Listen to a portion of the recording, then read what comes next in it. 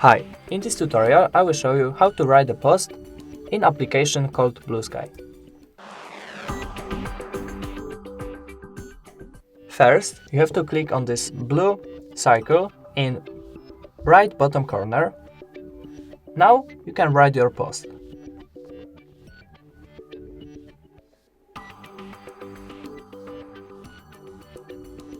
You can also choose pictures that will be shown in this post, or make photo that will be shown in this post.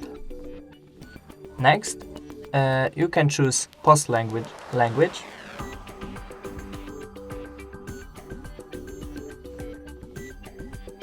And when you're ready to post, click post.